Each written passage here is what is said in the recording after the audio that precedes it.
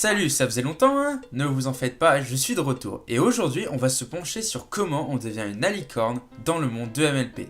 Et pas de tuto pseudo-satanique pour se transformer en vrai, hein, c'est dans le monde de MLP. Alors, les sources sûres. Déjà, on sait qu'on peut être une alicorne de naissance comme Fleuryart. Et puis, c'est tout. Alors vous allez me dire, oui mais t'avais pas dit qu'on pouvait se transformer en faisant un acte de bravoure comme Twilight? Alors oui, mais j'y réfléchis, et c'est plutôt Celestia qui a transformé Twilight en alicorne. Ben oui, quand on y pense, s'il suffisait de faire un acte de bravoure, plein de poneys seraient déjà des alicornes. Rien que dans le Make 6, elles seraient toutes des alicornes, vu qu'elles ont aussi accompli nombre d'actes de bravoure. Sans parler de Twilight et de Trixie qui ont sauvé Equestria, donc elles aussi devraient être des alicornes à l'heure actuelle. Alors, une question se pose, si c'est pas par acte de bravoure, c'est par quoi? Ça serait Celestia qui a choisi si Twilight est devenue une alicorne?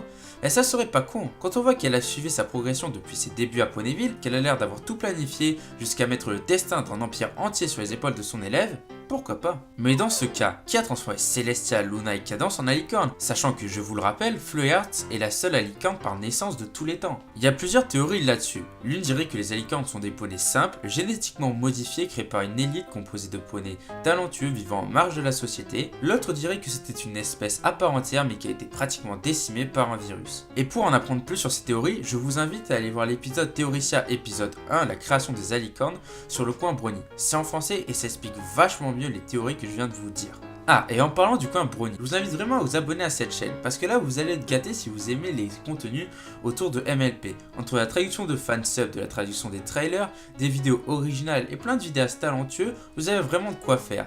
Et je vous garde une petite surprise, mais peut-être que dans quelques jours vous allez voir une vidéo faite par mes soins popper sur cette chaîne. Donc si ça vous intéresse, allez y faire un tour. Et voilà, la vidéo est maintenant terminée.